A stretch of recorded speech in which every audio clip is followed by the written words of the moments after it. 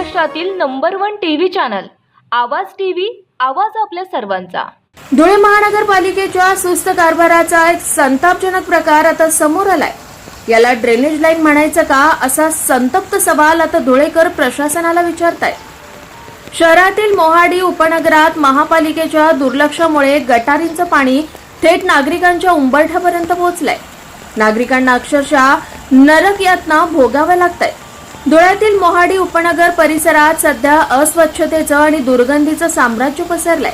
Drainage व्यवस्था पूर्णपणे कोलमडली असून सांडपाणी जाण्यासाठी कोणताही मार्ग नसल्यानं हे घाण पाणी थेट रहिवाशांच्या घरासमोर साचत आहे। या दुर्गंधीतूनच नागरिकांना रोजचा रस्ता काढावा लागतोय। एकीकडे सांडपाण्याचा विळखा तर दुसरीकडे गेल्या 2 महिन्यांपासून या परिसरात कचरा संकलन करणारी घंटागाडी फिरकलेलीच नाहीये। कचऱ्याचे ढीग आणि साचलेले सांडपाणी यामुळे डासांची मोठी पैदास होत असून संपूर्ण मोहाडी उपनगरात डेंग्यू, मलेरिया सारख्या साथीच्या आजारांचा धोका निर्माण झालाय। कर भरूनही महापालिका अशा पद्धतीनं वाऱ्यावर सोडत असल्यानं स्थानिकांमध्ये तीव्र संताप खदखदतोय। केवळ कर वसुलीसाठी तत्पर असणारी धुळे महापालिका नागरिकांना किमान मूलभूत सुविधा कधी देणार, हाच खरा प्रश्न आहे।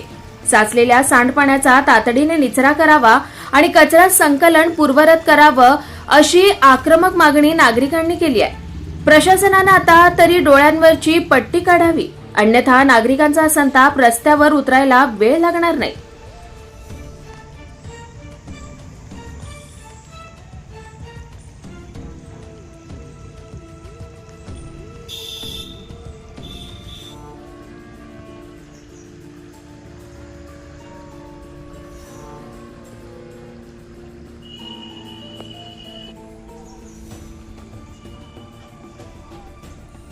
रोजच्या ताज्या घडामोडींसाठी आवाज टीव्हीला सबस्क्राईब करा आणि बेल आयकॉन प्रेस करा।